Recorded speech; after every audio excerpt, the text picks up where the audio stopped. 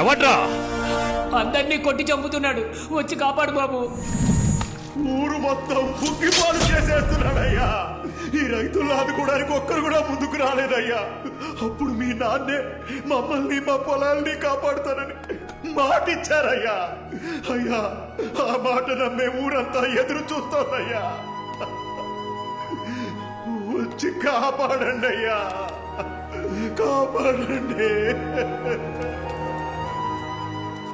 సుల్తాన్, తప్పు చేస్తున్నాం అనుకోకండి. మీ నాన్నగారు ఇప్పుడు ప్రాణాలతో లేకపోయినా ఆయన బిడ్డకిచ్చిన మాట ఇంకా అలాగే ఉంది.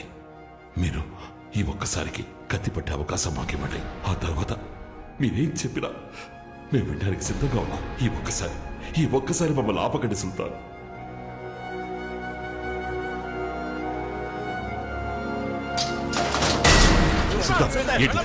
చెప్పేది వాడు మీకంటే ముండోడు కాకపోవచ్చు, అన్నింటికీ కత్తులే పరిష్కారం కాదు మావయ్య. నేను మాట్లాడతాను వాడితో.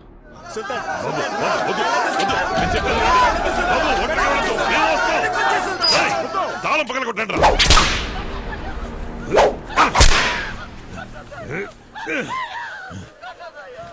వీడు కాదని నాకు తెలుసు. ఎవడో చెప్పండి.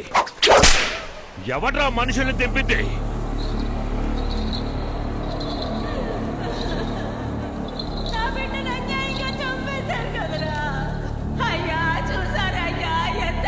జరిగిపోయిందో. అయ్యో దేవుడా.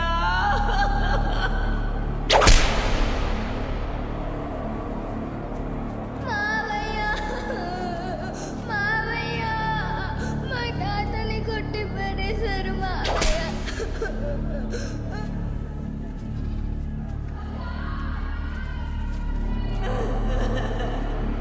అయ్యా, వీరభద్ర, ఇంకా నీ మనసు కలగలేదా?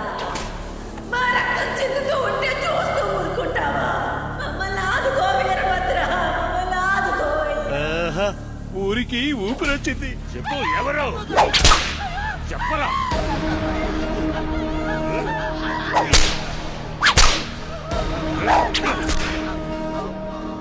అన్నా, వీడన్నా మార్కెట్లో నేను కాపాడింది వీడే.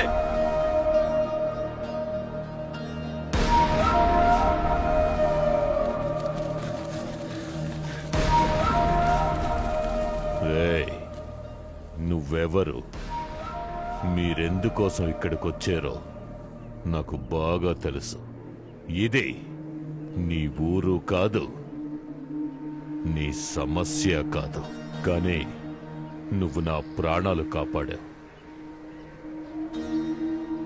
అనవసరంగా నీ వాళ్ళని బలి చేసుకోకు. బతికిపో. వాళ్ళ మీద ఓ చిన్న పెట్టి కేసు కూడా ఫైల్ అవ్వకూడదు. గుర్తుపెట్టుకో, వీళ్ళొక్క తప్పు చేసిన నోబడీ కెన్ సేవ్ దెమ్. వాళ్ళకి ఏ సమస్య వచ్చినా నువ్వే తోడుగా ఉండాలి.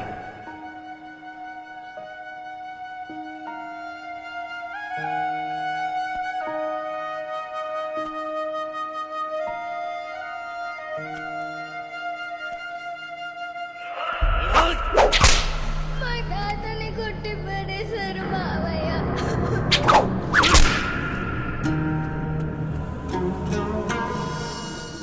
సుల్తాన్కి నేను సర్ది చెప్పుకుంటాను. నిన్ను లేపేయండి రా. రండ్రా.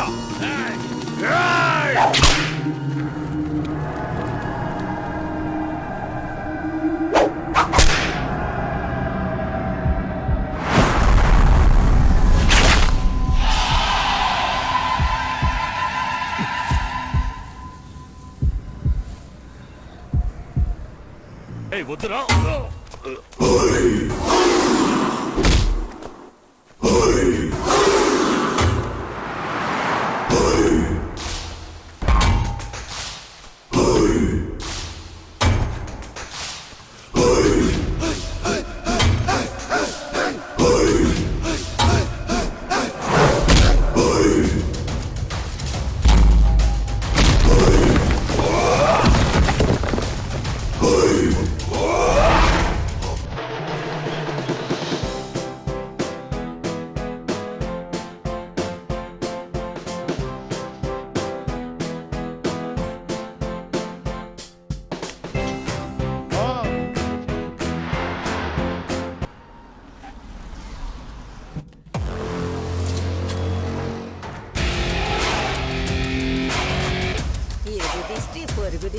ఉన్న వాళ్ళకి ఇష్టం.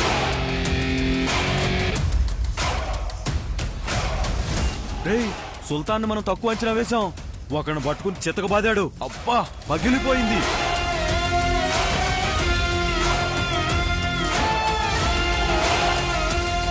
సుల్తాన్కి ఏం గుండె ధైర్యం రా.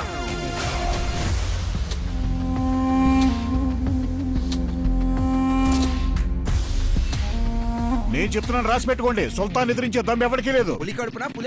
అవునన్నా డబ్బులు. కాశీ ఫోకస్ మొత్తం సుల్తాన్ మీదకి వెళ్ళింది. ఏదో ఒకటి చేసి నీ వైపు తిప్పుకో.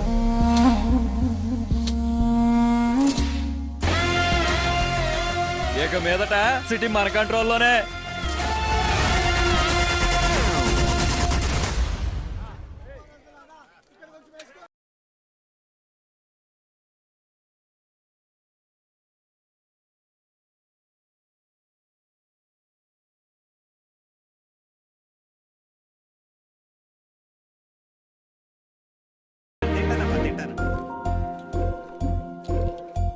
ఏంటి సుల్తాన్ పట్టించుకోకుండా వెళ్తుంది? తను గమనించినట్లేదు, ఏదో పనిలో ఉందిగా. ఇప్పుడు హ్యాపీగా బాటేసుకుంటుంది చూడు. అన్న కూర ఏమంటారా? వద్దమ్మా. XYZ. ఏమన్నా? ఏంటి మళ్ళీ కోపం కలిగిస్తుంది? ఏంటి రొమ్మిర్చుకొని ఉంచున్నావు? చూడలేదించు. కూలింగ్ లాస్తి ఏంటిలా గాలి తీసింది?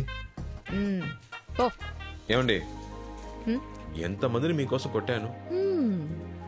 XYZ చెప్పకపోయినా పర్లేదు, అట్లీస్ట్ ఒక థ్యాంక్స్ అయినా. అందుకేగా కోడి కూర పెడుతోంది. మెక్కి దొబ్బై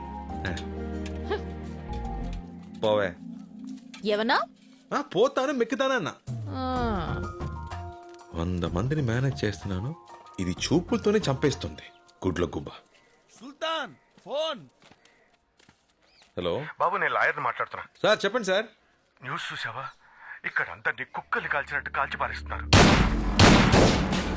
ఒకటే రక్తపాతం. ఈ సంఘటన మీద కమిషనర్ ఇలా స్పందించారు. This encounter was not a planned action, just self-defense.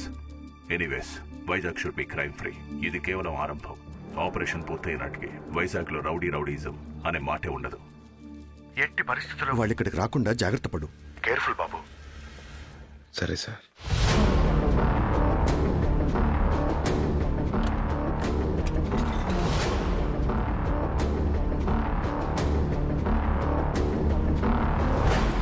సరే, మేము సాయంత్రం మా ఊరికి బయలుదేరతాం. అవును, అలాగే. సరే, జాగ్రత్తగా వెళ్ళండి. సాయంత్రం అందరూ ఊరెళ్ళిపోతున్నాం. ట్రైన్ ఆగినా సరే ఎవరికి మళ్ళీ భోజనాలు పెట్టించను. ఇక్కడే డబుల్ కోట మెక్కేయండి. అర్థమైందా? ఏంటి సుల్తాన్, ఆలోచించకుండా ఫోన్ చేయండి. ఇదిగో బాబు గురించి పట్టించు. ఏమయ్యా, మీరంతా ఒకటే కుటుంబం ఒకటిగా? నిజమా? అవును. భోజనాలకే బోలెడంత ఖర్చు అవుతుందేమో.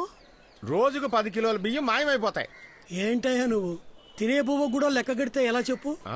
మా దగ్గరే గనక మీలాంటి వాళ్ళు 100 మంది ఉంటే చాలు. మేం ప్రతి రోజు 10 ఊళ్ళకు బువ్వ పెట్టగలం తెలుసా? ఎలా పెట్టగలరు? వీళ్ళందరినీ ఏకోజావనే పొలంలోకి దింపి ఒక పక్కనేమో 10 ఎకరాల్లో వంకాయ, బెండకాయ, టమాటా కూరగాయల్ని, ఇంకో పక్కన అరటి తోటని, వీటితో పాటు మిగిలిన భూమిలో వరిని పండిస్తే దిమ్మ తిరిగిపోతుంది. వీళ్ళతోనా జరిగే పని నా తాత. వీళ్ళు వ్యవసాయం రాదు. అరే ఏంటి బాబు అలా అంటావు? సాఫ్ట్వేర్ కుర్రోళ్లే వ్యవసాయం చేయగలేంది, వీళ్ళు చేయలేరా? మీ తాత ముత్తాతలు వ్యవసాయం చేయలేదా ఏంటి? వ్యవసాయం మీ రక్తంలోనే ఉంది బాబు. విత్తనాలు ఎవరు జల్లినా మొలకెత్తుతాయి. హలో హలో హలో, మన ఊరి సమస్య గురించి మాట్లాడడానికి వైజాగ్ వెళ్ళి వీళ్ళ నాన్నగారిని కలిసినప్పుడు మేము రైతులం అని చెప్పగానే ఒక్క పైసా కూడా ఆశించలేదు. నాకు పిడికెడు ధాన్యం ఇవ్వడని చెప్పారు. అది ఆయన గొప్పతనం. మనం రైతులం, పిడికెడు ధాన్యం ఏంటి, పండే పంటలో ప్రతి సంవత్సరం సగభాగం ఇచ్చేద్దాం. ఏం బాబు, ఇప్పుడు నీకు సంతోషమేగా? మీరు ఈ రోజే వైజాగ్ వెళ్తున్నారని మీ వాళ్ళు చెప్పారు. వెళ్లే ముందు ఇంకేం కావాలన్నా అడిగి మరీ తీసుకెళ్ళొచ్చు. బస్సు ఇదే మంచి టైము. వెళ్ళి పిల్లలు అడిగేసి ఇల్లు పో. అడుగుతాడు అడుగుతాడు.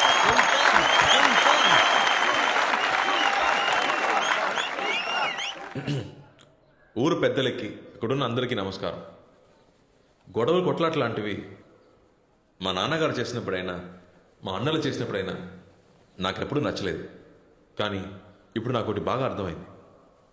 కత్తితో చెట్టు నరికితేనే తప్పు, ముళ్ళు నరకడం తప్పు కాదు.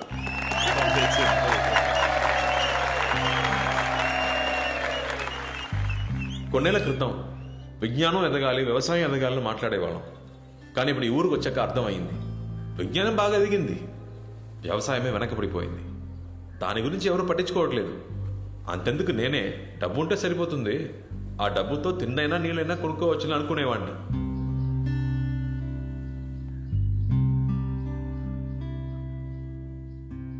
కానీ ఇప్పుడు నా ఆలోచన అది కాదు.